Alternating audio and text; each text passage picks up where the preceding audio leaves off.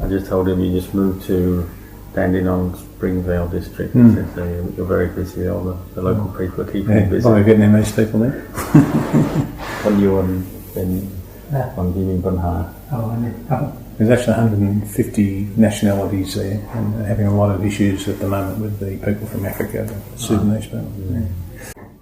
Ajahn is just saying that as you probably all have experienced, when you're living in the world and you have duties and work that you have to do and you have to be involved with society, you can see society isn't always perfectly peaceful, harmonious. The way the Buddha described the source of our problems, when we do have problems amongst people, it always comes back to individuals, their own hearts that are still misunderstand truth, and they're still caught into different unskillful habits of greed, anger and delusion. As long as these unskillful habits come up as mental states, then people are going to act accordingly, they speak and act accordingly, and then you get different problems between people, misunderstandings, or people acting in incorrect ways, selfish ways, aggressive ways, all the different problems we have in life. So we have various ways of dealing with this. We have on the outside, we have what the monks call Vinaya, which means you could say your external conduct, a code of conduct. In the world we have the laws and the regulations of the land. And the aim of this is to help people, give them a standard for behaviour that is going to lead to a peaceful, harmonious society. And when people don't follow the laws, the regulations, or if it's in the case of monks Vinaya, then you always get problems, don't you, when people follow their own opinions, views, or their own anger, their own greed, their own delusions. You get the problems that we face in the world coming up. So it's important when we do go out and work in society to understand that fact that everyone still does have their own greed, hatred and delusion in their minds, and that's something we have to accept and work with. And the skillful way to work with that is, one, understand everyone is in that position, and two, to have an attitude of compassion, kindness and compassion, which doesn't mean to say one encourages people to act in ways that where they're acting with greed or anger, say, but one knows to oneself, well, that's how people are, so that one doesn't take it personally and create suffering when one encounters that people acting in those ways. And if one has that attitude of kindness and compassion, then one can deal with the problems of day-to-day living in the world, work, and the problems of society in a way that one isn't personally going to create suffering out of it. And this is the way the Buddhist teachings help us to understand how to live in the world in a harmonious way, in a peaceful way. Saying if our son is ordained in the Buddhist religion, then very lucky, because that gives us a sense of almost like being related to the Buddhist teachings in a very close way, and gives us a very strong connection with the teachings. And of course the teachings are something that are helping human beings to understand the way to live in the world peacefully and be at peace within themselves, and to find a way to understand the true nature of our existence. So the teachings are something encouraging us to do something very good, helping us to achieve something good. So if we have a member of our family ordained in the robes, that's very fortunate for us, and they can help to give us more understanding of these Buddhist teachings, because they are something that are useful for everyone. All of us do have to face with different conditions in life you might call stress or suffering, and any teachings and ways that help us to understand where that's coming from can only be of benefit. So the Buddhist teachings always teach us to encourage us to look inwardly, even though we can say there are problems in society and people are acting in different ways, often in unskillful ways, harming each other, being selfish and doing different things. We have to look back again and see that the root cause of these problems are always in the hearts of each one of us. We all have the same tendencies, some more than others, but we all can get caught into greed, anger and delusion in different ways. So when we start to look like this, we see that the way to deal with that, these different unwholesome tendencies that can come up in the mind, is always to bring up awareness, what we call mindfulness. The more we have mindful awareness of our own hearts, our own minds, and the different intentions that are coming up, we can see when we do give in to our greed or selfishness, or to our anger, to our worry, all the different kinds of suffering and confusion that can come up. When we give in to that and follow it, it just leads us to suffering, unhappiness. But when we establish awareness, we can see that happening, then we can have enough awareness to say, oh, I don't want to keep following these ways of thinking, ways of speaking, ways of acting. They're just creating suffering for me. So with awareness we get restraint, and we get the ability to see the harm or the suffering that comes from unskillful thinking, and then say, oh, I'm going to let this go, give this up. And this is very much the heart of Buddhist practice, is learning how to let go of the unskillful, unwholesome tendencies of mind which lead us to suffer. He's just asking Kunoi about, he's arranging a papa, a bit like a fundraising for the monastery, in another week or so's time. And Ajahn saying that this is something very good when you, not only yourself, but you encouraging other people to come together to make offerings, to practice charity, generosity. One individually, when one does that, obviously gets a lot of happiness, and you're opening up an avenue for many other people to get a lot of happiness and do something very positive, to support something that's good for the community as a whole. The more we try to incorporate these kind of things, different acts of generosity and kindness in our life, learning to live in a moral way, trying to let go of our unwholesome, unskillful tendencies, the result is only beneficial for us. We feel more happy, and beneficial for society as a whole. If you can think about it, a large group of people come together to make offerings, to come together in a peaceful way, in a harmonious way, listen to dhamma teaching, to understand more about the spiritual practice, can only bring benefit to all of them, and then all the other people that they meet in their daily lives, in their workplace, in their families, will also naturally benefit. The more that each individual benefits, then it spreads out to all the others. And you can see, if you say, well, what can I do for society to help society be a more peaceful, more harmonious place, a better place? Well, things like this are very, very practical, very effective ways of getting people to do good and see very clearly for themselves the results of the good they're doing, the happiness they experience. It's very tangible. They know, oh, this is something very good, and so it's very praiseworthy. And especially at this time on Saturday, we celebrate what we call Magha Puja, this day in the Buddhist calendar where all the monks came together without. Historically, the legend is that there was no invitation given. They all came together, just spontaneously came together, and at the monastery the Buddha was living in, all the monks from around came. There's over 1,000 monks came, and he gave a very famous teaching that the heart of the Buddhist teachings is to try to give up all our unwholesome, unskillful tendencies, to develop the good ones, and to purify our minds that way. So it's a very auspicious occasion, a very good time to have a fundraising, bringing people together in the monastery to practice like this. Yes, Ajahn, can I ask a question about my practice? I don't know whether it's okay now. Should be okay. Previously, I think I was talking about my practice about I just do the contemplation of mind, and then Ajahn was saying about wholesome and unwholesome thing in the mind. Actually, I wasn't doing that. I was more like looking at the kilesa in my mind when it arises, and then how it affect me, all these.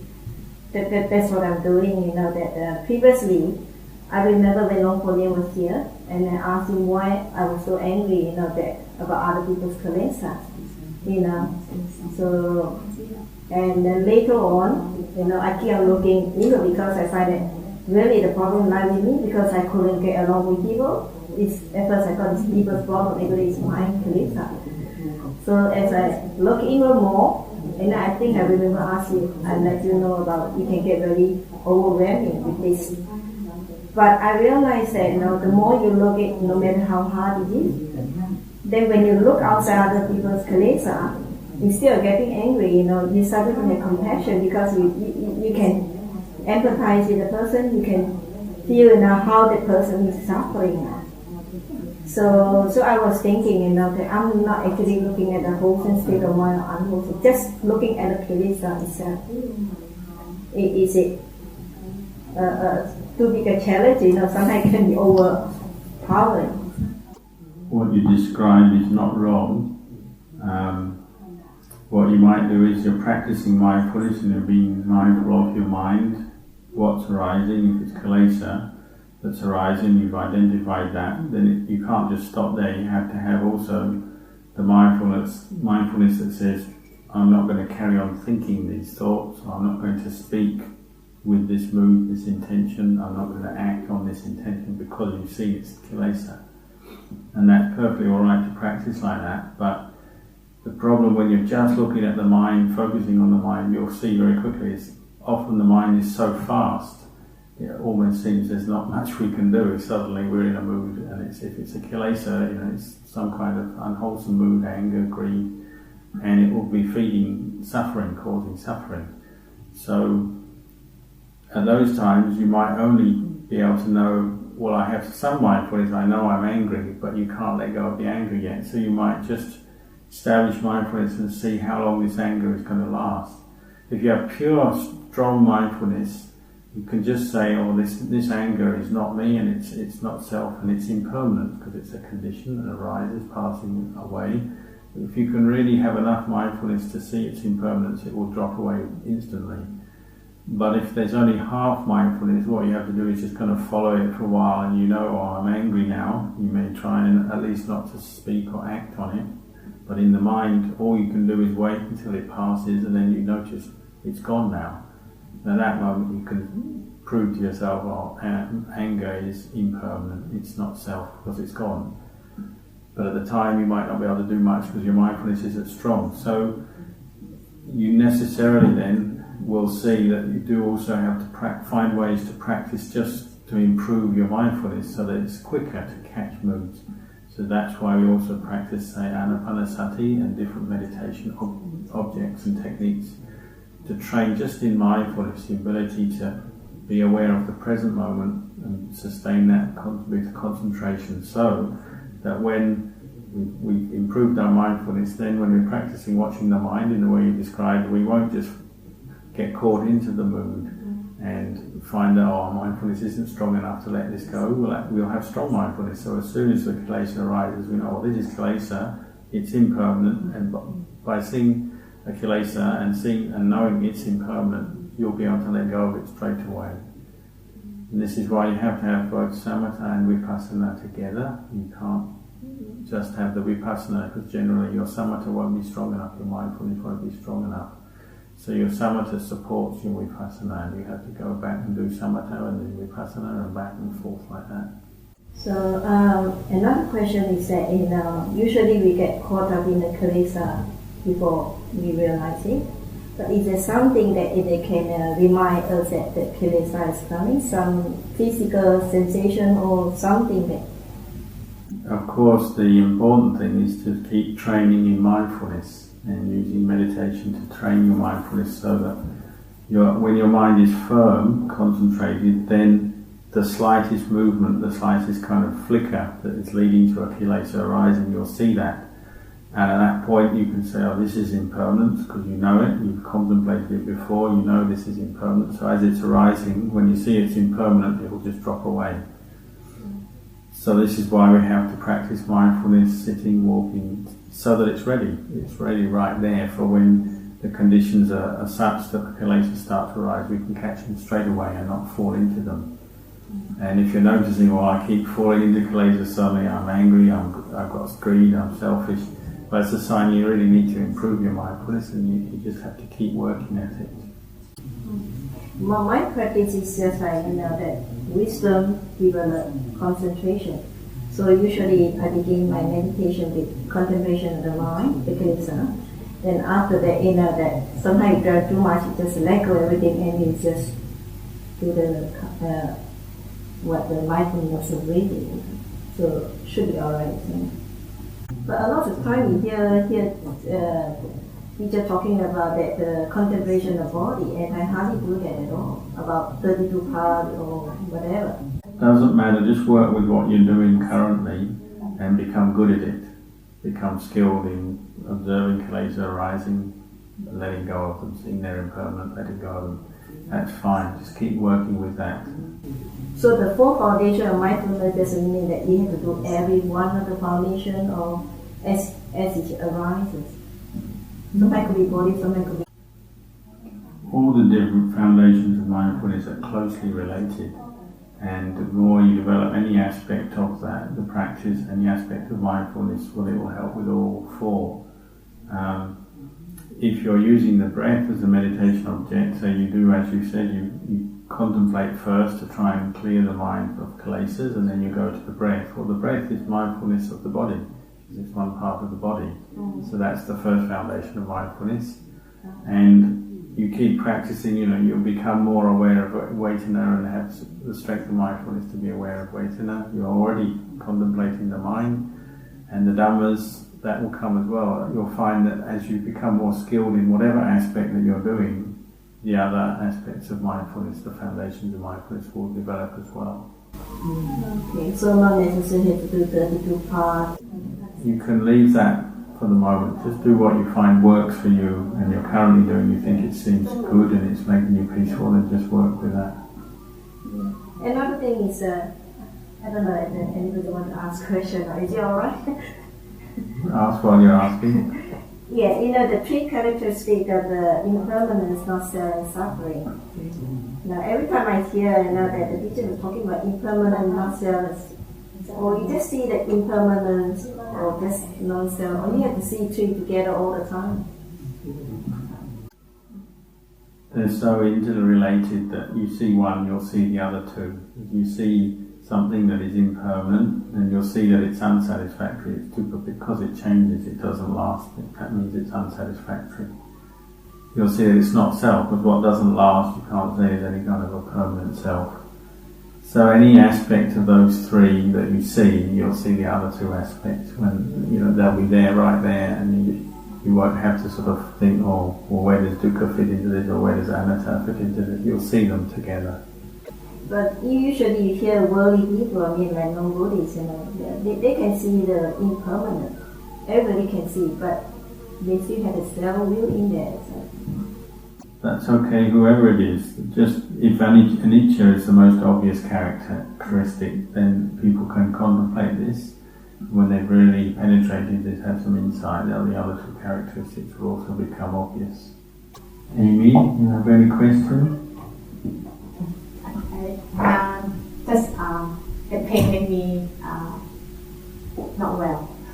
Still not sleeping? Yeah. I love the pain and daytime and nighttime. Daytime I have to take the pill to stop the pain. And I get into sleep. And daytime now I stop in daytime to take the pill. Before I have to take the night pill. Because you have pain every day now, the best thing is for you to be mindful of the pain.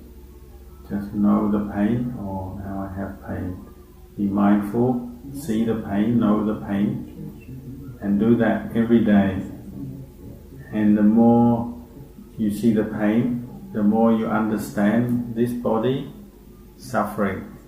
It just brings us suffering. When you really see that, the mind will let go of the body, become outside the body, doesn't want the body anymore. The mind might become peaceful then. When really sees this body is painful, it's suffering, with mindfulness, it's painful, it's suffering, the mind will then, we say go out of the body almost, you could say like that, detach, separate from the body. You must keep watching, looking at the pain. Yeah, I want to do the meditation, but it's very hard to concentrate. I know the pain here. He says, look at the pain. Yeah. When you meditate, yeah, I know. Look at the pain. But it's very hard to do the breath. Is there something blocked here? Yeah, block. Yeah, pain and then, it's very hard sometimes. If you cannot follow the breath, never mind. You put all your attention at the painful feeling here. You just sit and you observe the feeling. Send your mind around the feeling, around here. Good enough. Do you know Putosan in China? Putosan, when he went, this picture, you see. Yeah, we showed that. Oh, I have this one. Yeah, I have this one. And this light from Amitabha Buddha. I tried Amitabha or Guan Yin together. Is there a difference between Buddha and Amitabha? The difference is just what our faith is in, but Amitabha Buddha is a Buddha, and our Buddha, Shakyamuni Buddha, is a Buddha, and you're reciting the name of a Buddha and you're recollecting the qualities of a Buddha. So either is okay. It just depends on your background, your faith, but the important thing is to have mindfulness with that chant. I thought in the Theravada tradition they don't believe in Amitabha. It doesn't matter sort of saying people believe, don't believe. Whatever we believe in, that's the important thing. We believe in Amitabha Buddha, we chant that, or Buddha, chant that. The important thing is to have mindfulness and use that chant to really bring out mindfulness. Because personally I chant Amitabha, and I try to do Buddha, I can't, that. So I always go back to Amitabha. Because here is a Theravada, that's why I never say anything, I just it's okay. We don't look down on you because of Amitabha Buddha. Either word, you're recollecting the qualities of a Buddha, and a Buddha is an awakened one. He's one who's self-enlightened, free from defilement and awakened. Or that quality that we all have, that potential for that quality, the awakening, the knowing. So Buddha means the knowing, or the one who knows. But Amitabha Buddha is also the knowing. It's Amitabha Buddha, and Buddha is the same. It's just a matter of your own background, what feels right for you. But either way, you just recite it, and it will bring up the same state of awareness. I always thought you chant them just to get the concentration, the mindfulness, because you can't look outside for Amitabha. You see that it's inside. The pure one is inside, that. That's what I thought. That's what I do. You're aiming to bring up the energy inside, your own mind, developing your mindfulness and awareness. And another question I want to ask, what is the best way to listen to the Dhamma talk? Then the other night, that when I say I listen and then you just go empty like that, I just say it was okay. But then you miss a talk. I mean, you drive 1.5 hours, and you go blank, and then so the next day, that I try not to close the eye, because the minute I close the eye, it will be again, So I try to open the mind and try to have some interaction with the talk, After you go deep inside there and you just still hear it. So in the end, I got something to say about Kilesa. So I was thinking, that there's time that you do this meditation, or if there is a time that you listen to talk, you have to do it that way. The first thing is to notice the results of when we get caught into doubt. It tends to just lead us in a circle, and we don't really resolve anything when we have doubt of what's the right way to do things. So that's one thing. There's no doubt, or it's like this. It doesn't lead to anything good really. It tends to lead us around in circles. So Ajahn is clarifying that really you might say there's two ways to listen to the Dhamma. The first is, as you were describing the other night, is you listen, and if in the listening you straight away it brings you a sense of letting go, and it brings you to a sense of peace, calm, peaceful awareness where you're letting go, then that's good, that's fine. The other way you might say is there's two stages, is that you listen to the Dhamma and then you contemplate it, thinking through, and that stimulates your letting go because you've been contemplating, thinking through, and then you let go. But either way, your aim is just to let go of your own attachments, your own defilements. So Either way is okay. Because I was thinking I'm still in the practicing stage, I still have a lot to learn. Maybe there was a wrong view that I need to listen. Since he's here and now you give a few talk, and then if I don't want to miss anything. Yes, that's very good. As you say, you're new to the practice. He's here rarely. It's difficult for him to come, so it's fine. You listen to him, take that chance, and then take away the dhamma you've heard. Really sincerely remember it, and then contemplate it. And it should spur you on and help you in your practice, and you'll be able to let go later. That's probably the best way, he says. So the other night when I listened like that, can't remember things. So what happened? Is it forgotten or? Both ways are correct. If that first night you just listening, you were letting go, and you couldn't actually remember the words after the talk, but you had reached a state where you're just letting go and you're content to just be letting go like that, that's fine, you're aiming for that. Or if you were to listen, contemplate, remember the words, contemplate them, and then let go, that would also be alright. Both ways are okay. I remember when Long Guardian was holding a one-day retreat in the rain retreat, remember? And he gives us a good talk in the night, when the end of the retreat. I say it's a good talk, but I don't know what he was talking, honestly. I was also listening like that, but I think at the end of it, that I feel my tears going to come out. I thought he was saying something revealing. I don't know what he said. My hair was standing, and I feel like I want to go up and bow to him, that. I don't know what he said. Then after that, I went to myself, I finished. Then I just feel happy. I thought, that was good talk. But when people ask me, what did he say? I can't, it's so embarrassing, You don't know how to answer. But it's a good talk. Even up to now, I still don't know why you're talking. So, I don't know, this sort of thing, that. He says what you described about the experience in Long Guardian is quite correct. Again, if you listen to a talk, you know it's good, and you have piti arise, joy, peace arise, and your hair stands on end and all this, that's enough. You don't really need to ask for anything more. If anyone asks you what did he say, you don't have to think, I can't remember a word he said. You just know he taught how to become peaceful, and I became peaceful, and that's all you need to tell them. And if that's happening other times, then it's fine. For you, that will be fine. You might say the only other thing to add is that if you did want to teach others or help others, then you might have to train yourself to go back and listen to talks so you can remember, then you can explain to others. But if you yourself are getting joy and peace listening and you still can't remember, but you know it's good, that's good enough. Margaret, no question? Actually, Margaret got a question. Because she usually chant with the Guanyin Pusa's name, and then she joined the Pure Land, School of the Pure Land, and then she changed to chant Amitabha. And now she gets mixed up. Don't know which one to choose is best one. You have to remember the aim of chanting is to make your mind peaceful, concentrated and calm.